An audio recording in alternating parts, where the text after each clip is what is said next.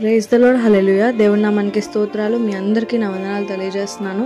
ఈ దినం కొరకు దేవుడు సిద్ధపరిచినటువంటి మాటలు, ప్రియ సహోదరుడా, 1 పేతురు 2వ అధ్యాయం 3వ వచనం చూసుకున్నట్లయితే,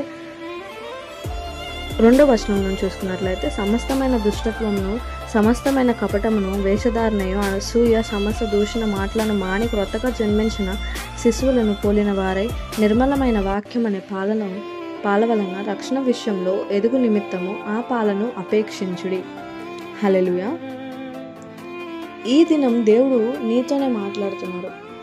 బాప్తిసం తీసుకున్నటువంటి నీవు ఇంకను లోక మలినాలు, లోక కపటము, దుష్టత్వమును నీలో ఇంకా ఉన్నాయేమో నిన్ను నీవు పరిశీలించుకుని ఉన్నట్లయితే దేవుడు సన్నిధిలో ఒప్పుకొని వాటిని విడిచిపెట్టాలని చెప్పి దేవుడు నీతో మాట్లాడుతున్నాడు.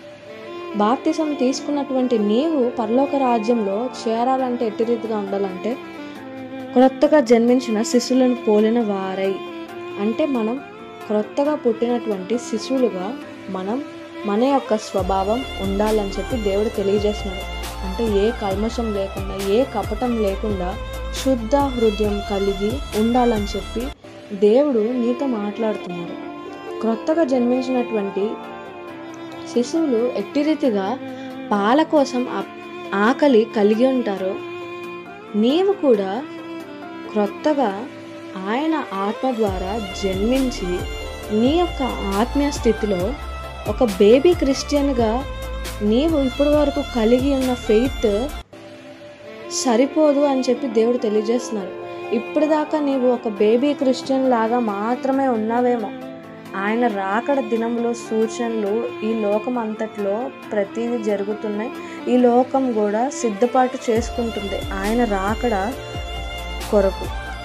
నీవు కూడా నీ యొక్క ఆత్మీయ స్థితిలో బేబీ క్రిస్టియన్లా దేవుడు అయితే ఉండాలని చెప్పి కోరుకోవట్లేదు, కానీ దేవుడు యొక్క వాక్యం అనే పాలను క్రొత్తగా జన్మించినటువంటి స్వభావం కలిగిన నీ యొక్క ఆత్మకు ప్రతిరోజు నీవు చదువుతూ నీ యొక్క ఆత్మీయ స్థితిలో ఎదుగుతూ నీ యొక్క రక్షణను ఆయన వచ్చే వరకు కాపాడుకోవాలి. స్పిరిచువల్ మెచ్యూరిటీలోకి నువ్వు వెళ్ళాలని చెప్పి దేవుడు కోరుకుంటున్నాడు.